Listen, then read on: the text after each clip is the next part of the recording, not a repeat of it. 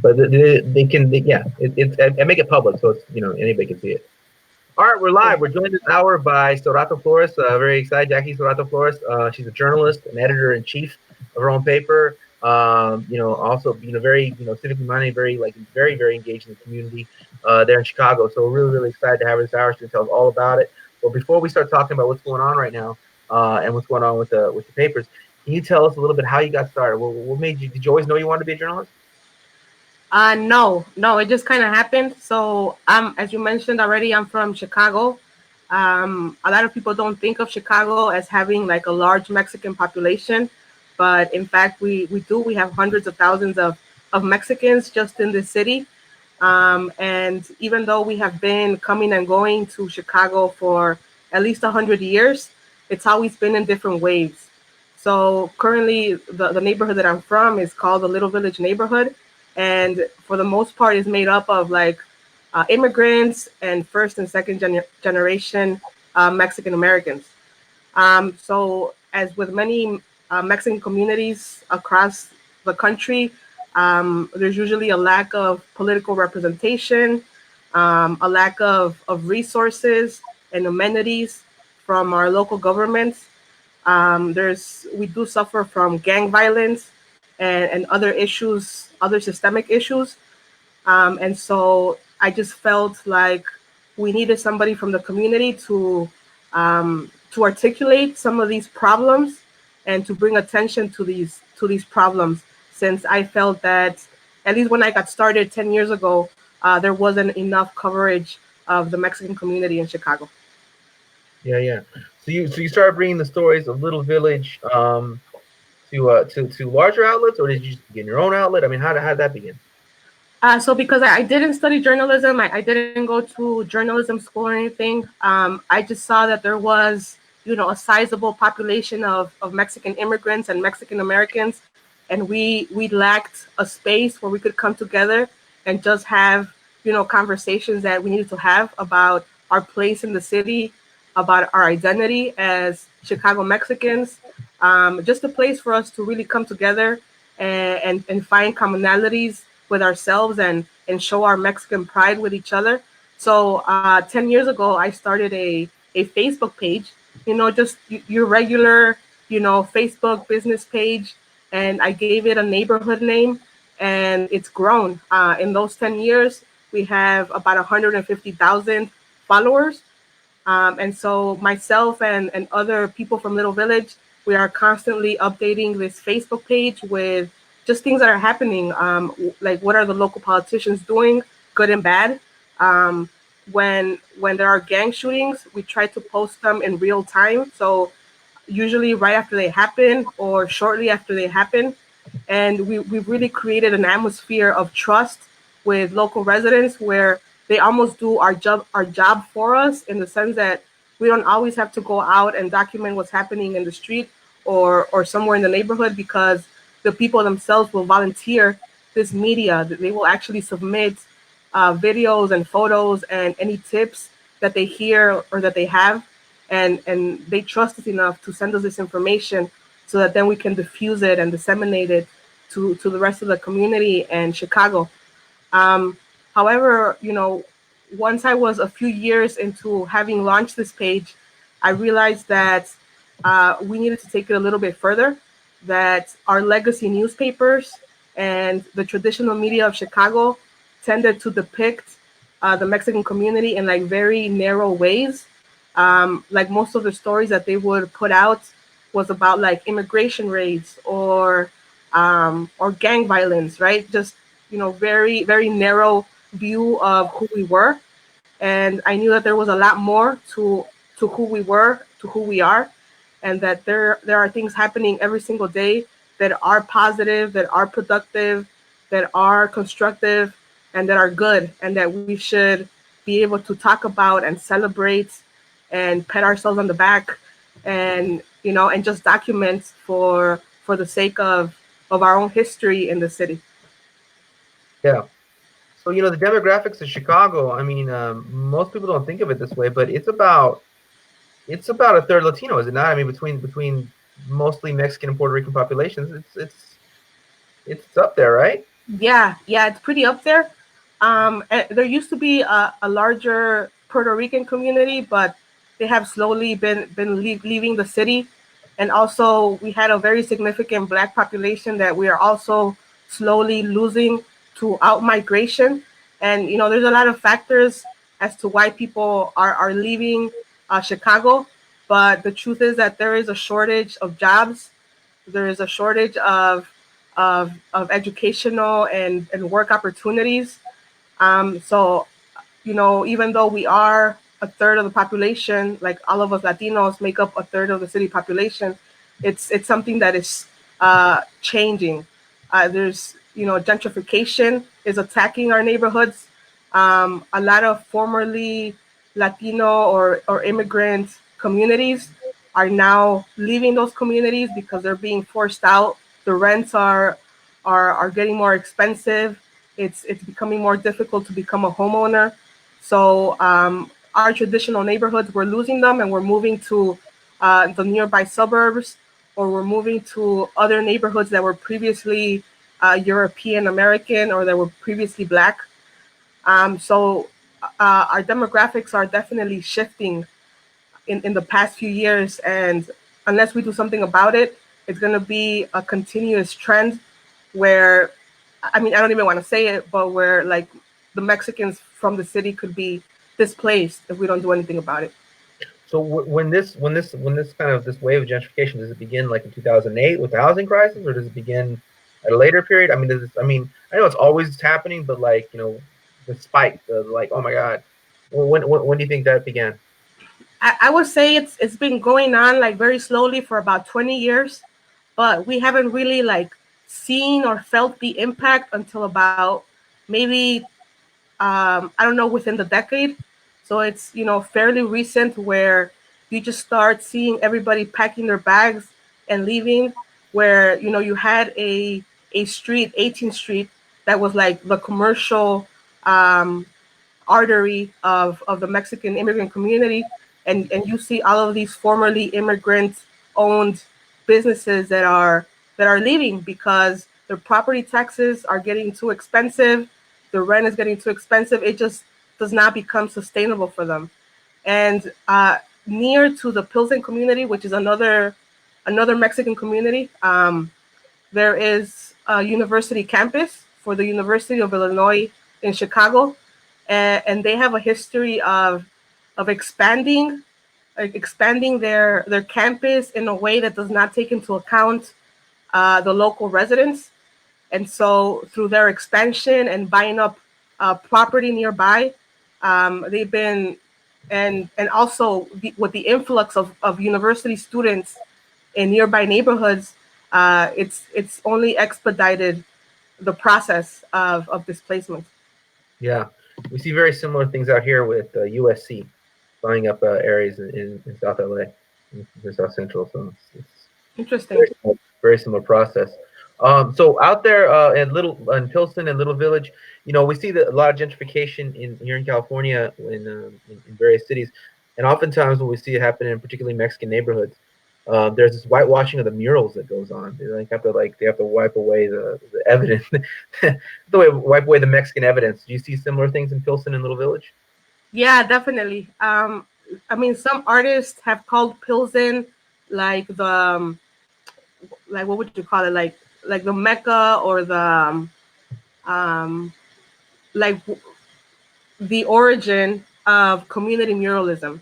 And by what I mean by community muralism is when a muralist is not only working on their own masterpiece, but is working with the local community to involve them in the planning process, in the actual execution of the mural, and is in constant like has a consciousness of how locals are going to perceive that mural. So on 18th Street in Pilsen, we've had murals for, I mean, since the late 60s, and in the past 10, 15 years, we've seen a pattern of these murals disappearing, either through developers who are demolishing community buildings, or developers who are arriving and buying up property and then just painting over or destroying the mural that was there for many decades. So with this influx of of new money, of big money, we see that these new investors do not care for the local community's expression, self-expression. They do not value the street art. I mean, they think of it as something that devalues their property. And so, in the past 5 years, we've seen kind of this an uptick of murals that we have been losing across time because, like I said, the community is leaving. There's new investment, and they don't really care for the history of that neighborhood. Yeah, yeah. Well, it's almost like they have to like wipe away their guilty conscience to go to do what they're doing. Um, so yeah, so let's get into this a little bit. Tell us about you work at two media outlets, um, at the Sun Times as well as you're the editor in chief of Southside Weekly. So can you Yeah. tell us about, let's start with Sun Times. Tell us what you do at Sun Times. Okay. So the Sun Times is one of Chicago's oldest newspapers. They recently launched a Spanish language section. I think they realized that there's a big um, market, quote unquote, of Spanish speaking Chicago residents who um, they felt that given right now that the journalism industry is really struggling, I'm thinking that they found an opportunity here with a demographic that they normally were not serving. So this is actually pretty recent. They just launched this Spanish language section, and they asked me to come on board and help them make that transition to bilingual content. So I'm relatively new there. I'm still like trying to guide them in the right direction. But ultimately, they're the ones making the decisions about that Spanish language section. The main reason why I decided to get involved with the Sun Times is because, yes, our immigrant community is lacking a lot of information. Everybody gets their news from Univision and Telemundo, Yeah, um, who we already know, their politics are all screwed up. And in many times, oftentimes, they actually, I mean, I would dare say that they even plagiarize English language content, and they just simply translate it to their language, right? So they're wow. essentially regurgitating what English media is saying or is covering, right? Yeah, Um, so there's a space here in Chicago for Spanish language or bilingual media, and it's something that we need to work on. In my opinion, it has to be community driven. It has to be independent, and it has to involve like Spanish speaking, Latino, I mean Mexican reporters, right? It can't just be based on translation. So it's definitely a work in process. The Sun Times just got started with it. I'm gonna do my best to advise them, but there's a lot of work to be done in that area of accessing or reaching immigrants and Latinos in Chicago through the news. yeah, As for the Southside Weekly, I'm the editor in chief there. This is a newspaper that is actually independent. It is volunteer run. So I mean, there's a few of us who get a stipend for the work that we do for the our role as editors. But aside from that, all of the writers are volunteers. All of the writers are from the neighborhoods. They're locally, they're from here, or they have some like strong connection to Chicago. So we're really about giving a platform to community people that normally do not see themselves in traditional mainstream media. We're really we've become really intentional about including Black and Brown voices, about including immigrant voices, people from the LGBTQ community, and just communities that are normally left out of the conversation. yeah. So I mean, must have been an interesting experience for you though, because you so much of what you built is from like the ground up. You didn't go through the traditional channels. You do something you have a real, the your base is the people, right? Your base is like just everyday people that like appreciate the work that you're doing. So, it must be kind of strange going through these halls of the Sun Times, which would usually probably have people that like kind of follow the more traditional route. Like, so how is? I mean, I want to dig a little more deeper into the South Side Weekly, but can you tell us a little bit more about that? I mean, how is it kind of what kind of adjustments is it to work with people who maybe aren't necessarily in touch with like the community as much and have more of a you know academic view of it or whatnot? Well, at least with the Sun Times, I know that a big reason why they approached me to help them with this new Spanish language initiative is that they knew that I was a part of the community and that I understood the community well. I think they didn't want to take a risk without consulting, somebody from the community. So I do appreciate that. Of course, I do think that they could be doing a better job of actually hiring people from the community. I mean, not just myself as an advisor, but actually reporters from the community who know the community in and out, like their backs of their hands. So I think that traditional media is not quite ready to embrace the community perspective, or the perspective of people of color, but I think they're starting um, to realize that they really have no other option if they want to be a news outlet that exists in the future, that truly reflects their consumers. Then they're going to need to become inclusive of everybody in the city that they're covering. And if we're talking about Chicago being a third Latino, then at the very least, a third of the coverage of the Sun Times and of the Chicago Tribune and any other local media needs to be about us, for us, and by us. No, I absolutely agree. I mean, absolutely agree. I mean, but it's interesting. I mean, like because I've been to Chicago many times, and when you're there, you feel it. But the national image of Chicago is not one of like a third, you know, a third, brown people. That's not how people think of Chicago. You Yeah. know, I don't know, like I mean, I think we are. I mean, I think we're already identifying what the problem is, and it's the fact that the media has very intentionally kind of ignored us, or we've never been a priority.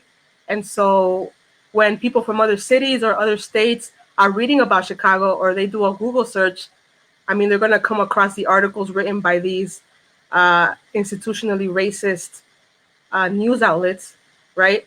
And yeah, so people who are not from here are not going to get, an accurate perception of what the makeup of the city is. And it's because we have been very much excluded historically from any type of media making, of any type of media, books, movies, pictures.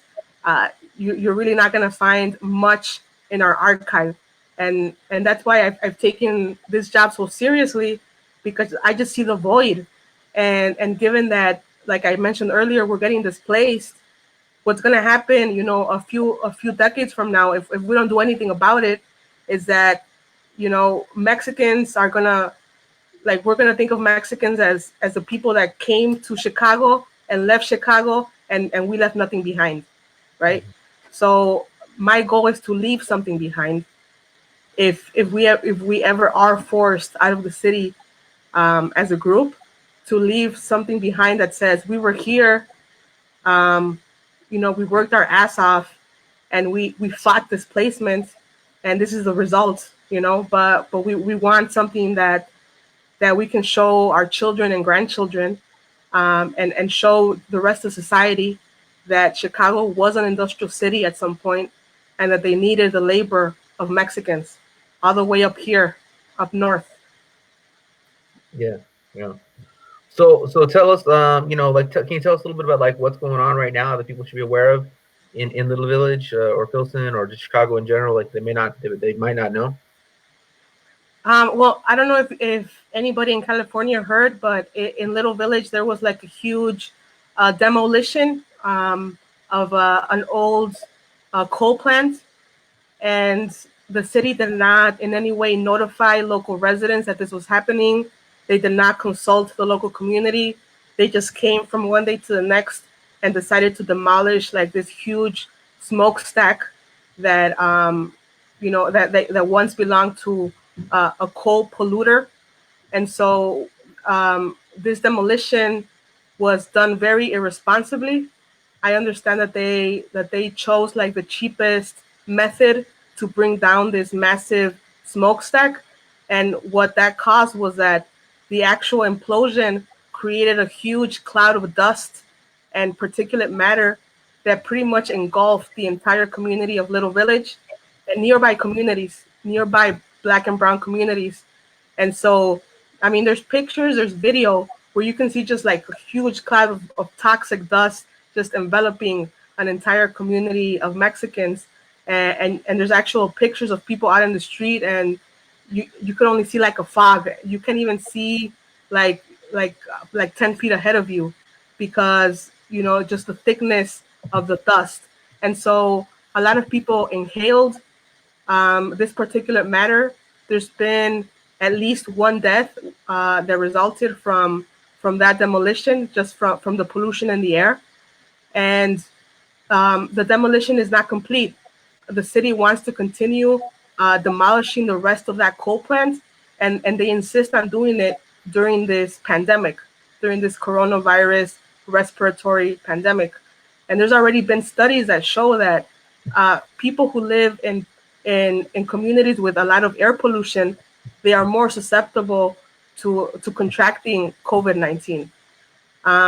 So we're already highly vulnerable because we are the essential workers of the city. We don't have the luxury of staying at home or working remotely. We actually have to go out and work in the factories and in the warehouses and so on. So as essential workers, we're already highly susceptible. But not just that, we're living in industrial or post-industrial communities, and the city does whatever they want in these communities. So right now that they're going through with demolitions in the middle of the pandemic, that even exposes us even higher or even worse to becoming victims of this coronavirus pandemic. So I mean, right now the community is organizing. Last week they went and held a protest in front of the mayor's house. Um, Today they went to City Hall to stage a protest. So people are mobilizing. They're trying to make as much noise as possible.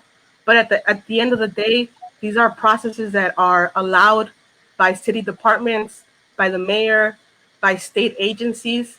So this is a systemic problem that even if we do manage to hold off on further demolitions during the pandemic, there are still all the mechanisms in place that allow the city and the state to do anything they want in our communities without first consulting us. So who was behind this demolition? What corporations or what companies? I mean, what? So this is a developer, a corporation called Hilco, Hilco, and they are it's a corporation that goes around the world, and they identify industrial buildings that are no longer serving their purpose. So obviously they're going to a lot of like post-industrial communities that tend to have people of color living in them or nearby them. And so they essentially rehab, quote unquote, these old industrial buildings, and then they turn them into like warehouses or just like more modern looking buildings. Um, but yeah, I mean, their job is basically to go around the world and flip old industrial structures and make them profitable. So these people go around like flipping rust belts. Yeah. Wow, that's incredible. Okay, that's terrible. But so I mean, so I'm not completely familiar, but I know that like Chicago's got a little different political system. There's like aldermen stuff like that. Where are the aldermen on this? Where are the aldermen? What are they doing to prevent any of this? So yeah, Chicago has, like many cities, they have a city council. Mhm. I mean, council members are called different things in different cities. Here they're called aldermen instead of council members, right? They're called aldermen. Um, and the alderman of Little Village, apparently he knew that the first demolition was happening, but he felt that he couldn't do anything about it. and so he didn't even bother to notify the community that this huge implosion was about to happen. So he's gotten a lot of heat. These organizers that are giving a hard time to the mayor, they're also giving a hard time to this alderman. To his credit, he has apologized. He does live near the demolition site. So, I mean, whether he intended it or not, he's also going to feel the effects of that air pollution, right? So I think moving forward, he's going to be a lot more careful in how he communicates with the community and how he pushes back on the city, or whether he's going to push back at all. Um, but the point is that people are mad. People that voted for him are mad, and unless these local aldermen, who are the closest, most accessible thing we have to a city representative, if once the voters realize that these aldermen are not representing our interests and that they're not representing our voices, then that's when the real action happens. That's when people start thinking outside of the electoral process, and that's when they start organizing at the grassroots level. Once they realize that their political representatives are really not there for them. Yeah. So, this is obviously a really, really egregious thing that happened. Something you can like obviously like kind of gather around, but Little Village and all these other towns, they're part of something called or near the South Branch Industrial Corridor. Is that all right? Yes. And that there's kind of a lot of environmental racism that before this. I mean, there's a lot of like kind of somewhat of a cancer alley. Is that correct? Yeah. So the city has what they call industrial corridors, which is basically zones throughout the city that have historically had, industry, um, whether it's manufacturing industry, or I mean, it doesn't matter, just industry. And so a lot of the players that are involved in this, in these industrial corridors, they get a lot of tax breaks from the city, or they donate political contributions to local politicians or the mayor, so that they can get a pass. So whenever these like polluters or irresponsible corporations want to do something, I mean, they'll use the power that they have to either get city subsidies or to make the political donations that are going to influence what they're allowed to do. Yeah. Yeah. So how is I don't know. I mean, how we know that throughout the country, COVID-19 has been affecting communities of color differently than the kind of the broad public. The broad public to see that the effects, in terms of the amount of cases, amount of death, amount of this, amount of that, is more severely impacted. So what does that look like on the ground in Chicago? So I think like the rest of the country, Black and Brown communities are feeling the brunt of COVID-19. I know that Latino majority um, zip codes have the most cases, the most confirmed cases of coronavirus. And these are, like I said, these are mostly Latino zip codes or areas. But also the Black community, even though they have slightly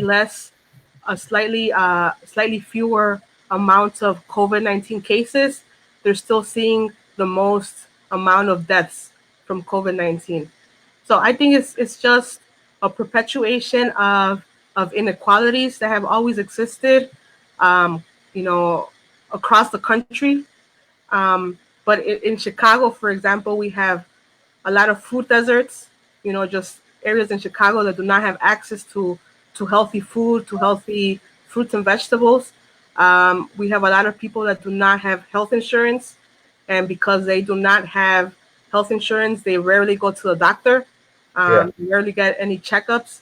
So there's already a high rate of respiratory illnesses, heart conditions, and all sorts of other enfermedades Yeah. that happen in our communities because of the lack of access to affordable health care, lack of access healthy food, and just everybody is, is mostly worried about, you know, about getting their next paycheck just so that they can pay the bills, so that they can pay the rent, and so people aren't investing in, they don't have the means to invest in their health or in their well-being because they're so worried just about making it to the next month. So, what type of community organizing or mutual aid is going on right now in Little Village and surrounding Um, areas? so we have, the environmental groups in Little Village and in nearby communities. They've been ringing the bell anytime the city or the state or anytime a corporation is trying to do something shady. So they've been very important in keeping the community informed and conscious about the environmental racism that's happening in Chicago. But also given that the Trump administration did not provide any type of relief for just in general, but especially for undocumented people, there have been a ton of local neighborhood-based mutual aid efforts. So as you probably realize by now, Chicago is a city of neighborhoods. A lot of us identify strongly with the neighborhood that we grew up in, and all these neighborhoods are like right next to each other. So, two neighborhoods could be separated by like a single street or whatever. Right. So many times we organize across neighborhoods, or we build solidarity with other neighborhoods because many times we're fighting the same for the exact same issues. What we call intersectionality, right? When you find like common oppression with other groups. Um, so we've seen, for example, there's a mutual aid effort to help street vendors. So your eloteras, tamaleras, paleteros, etc. There are people that are donating into a fund, and then through a GoFundMe, and then there's an application form for any vendor who is in need. They can apply for that money. That's just one example. There's also another mutual aid effort for domestic workers, nannies, domestic cleaners, etc. Um, and they also have a similar process where they have a GoFundMe to collect money, and then they have an application form for people who are interested in applying for those funds. And from what I understand, there's at least 6 or 7 neighborhoods who have like their own, very localized mutual aid effort. Yeah. So, what can you tell us? Like what can you tell us a little bit about well, honestly, I'll wait on that question. What's coming next for your paper for the Um, no, Honestly, it's hard to say. Right now, we've just been focused on surviving the yeah, pandemic. Like I said, we're the Southside Weekly at the very least. It's a volunteer paper. We have very limited resources, and about half of our revenue comes from the ads that we run on the paper. So when the stay-at-home order was first announced, a lot of advertisers actually pulled out almost at the same time. So that really took a hit on us, and we had to stop printing for a good 3 or 4 weeks just because we couldn't afford it. So we started looking at other avenues. We noticed that there was a lot of COVID-19 related grants, and even though I'm not a huge fan of like the non-for-profit industrial complex, we felt that this was an emergency, yeah, that at this point we needed to get money wherever it came from for the sake of informing our community and helping the community. So that was always the motivating factor, to make sure that our community stays informed throughout this pandemic. So during those 3 or 4 weeks that we didn't print, we shifted online, which it's totally doable, especially us that are mostly millennials. We're very familiar with technology, and it really wasn't a hard job to make that transition to online only. But but it's still extremely important to us to keep printing a paper because, I mean, as you're aware, in this day and age, not everybody has access to a computer or to a mobile phone or even to steady internet. And so we just feel that a printed newspaper can get really far, can get into places that you would never even think of. So slowly, as people have been talking about quote unquote reopening the economy, we've started to get our advertisers again.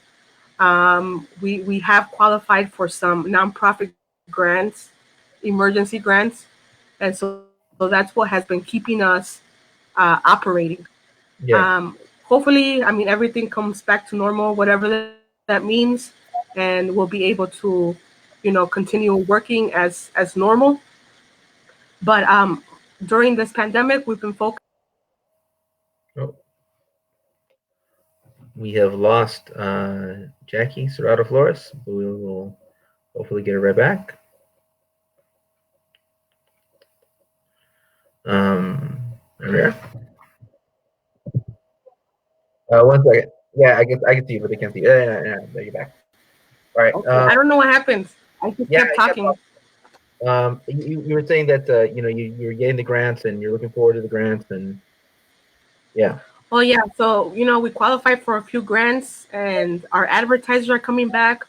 So things are gonna go back to normal, whatever that means. Yeah. But during this pandemic, we've been focused on printing a lot of guides and things that are going to help people. So like how to apply for unemployment is something that a lot of people didn't know. How to apply for food stamps is something that a lot of people didn't know. Yeah. Just basic how tos or who to go to get any type of relief or aid. That's been our focus now. I think if everything goes back to normal, I think we're going to keep looking into those systemic issues that were exacerbated during the pandemic. Mhm. All the institutional racism, all the lack of access for immigrant communities, the things that we always talk about. We're going to go back to it. Yeah. So much of what we during the pandemic with people who are writers and speakers, organizers, so much of what we had to do was like find a way to put our work online and to continue doing something online. And in doing that, I think that there are a lot of things that we kind of discovered that we could have done in normal times as well. So I'm kind of curious. I know you want to get back to print. You want to get back to putting in people's hands and that model. And I think you're absolutely right that they're holding a piece of paper with words on it. It still has a lot of meaning. But are there aspects of things that you've done in this time that you want to like carry on even after it's over? Yeah, so we started off this initiative called the People's Media, Mhm. where during the pandemic we asked people to send in like audio recordings or voice memos about how they were getting through the crisis. And so we got a lot of submissions from people who were just talking about their experiences on the phone. And so we were able to create podcasts from those submissions. And another example that I have is that we were able to get recordings from inmates at Cook County Jail, from detainees at Cook County Jail. And I don't know how much you know about Cook County Jail, but it's one of the largest Yeah. jails in the country. And it was an outbreak. There was a huge outbreak of coronavirus in that jail. There's been at the very least 7 or 8 deaths and dozens of COVID-19 cases. And this jail is actually in Little Village. It's like in our backyard. It's like right here. We can see it, right? So one thing that we did was that we called some of the detainees.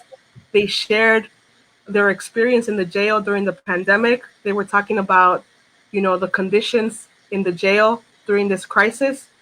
And then we were able to take those recordings and make them into small videos that we then uploaded to YouTube and we shared on our social media channels. So the whole audio video component of things is extremely valuable. being able to hear people's voice, seeing people's expressions. It's obviously very valuable, and I'm hoping that it's not something that we just did during the pandemic, but I hope that it's something that we can continue doing, like moving forward. That's an incredible archive. That's definitely that's definitely something that definitely it's definitely a good thing, and definitely something that I hope you keep up with. Okay, so how can everyone connect to these things that you're talking about? How can we connect? How can people connect to the paper? How can people connect to these art these people's media project and everything else you're doing? Sure. So for the Southside Weekly, we have a website. It's southsideweekly.com. Very straightforward. We also have a Facebook and Twitter page. If you just look up Southside Weekly, they're separate words. Southside Weekly. We have a lot of people that just merges them together, but they're separate words. And then the Sun Times, the Spanish language section, you can find it at suntimes.com/la voz, LA-voz. And there's also Facebook and Twitter channels called La Voz Chicago. That's the name of their Spanish language section.